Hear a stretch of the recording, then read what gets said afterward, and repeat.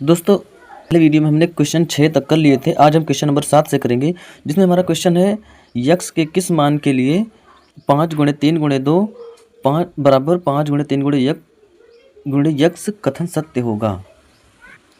यानी कि इस क्वेश्चन में हमें यक्स की वैल्यू निकालनी है। आइए हम इसमें यक्स का वैल्यू निकालते हैं।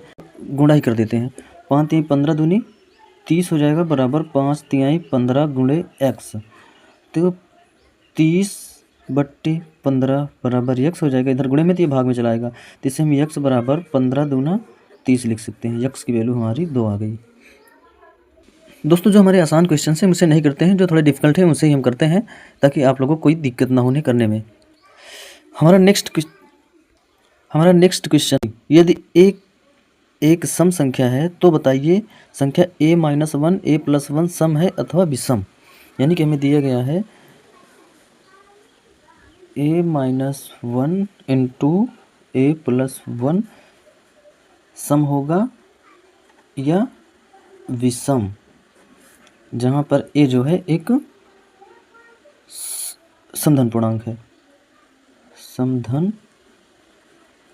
है। अगर हम a बराबर कोई सम संख्या रखते हैं, जैसे 2, तो 2 - 1 × 2 + 1, तो कितना होगा 1 × 2 = 3। यानी कि ये एक विषम संख्या होगी, यानी 3 आया ना। तो यहाँ पर हम कोई भी सम संख्या रखेंगे तो ये एक विषम संख्या ही प्राप्त होगी। हमारा अगला क्वेश्चन है, 2 धन अभाज्य पूर्णांकों का गुणनफल सदैव अभाज्य होता है।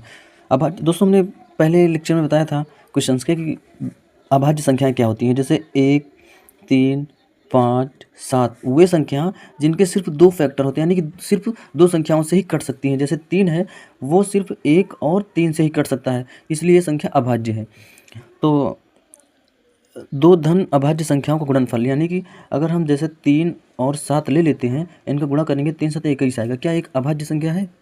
नहीं, अभाज्य संख्या ये, क्योंकि 21 को हम 3 से काट सकते हैं, 1 से भी काट सकते हैं, 7 से भी काट सकते हैं और 21 खुद से काट सकते हैं। ये 21 एक अभाज्य संख्या नहीं है, यानी कि ये कथन जो है गलत हो जाएगा।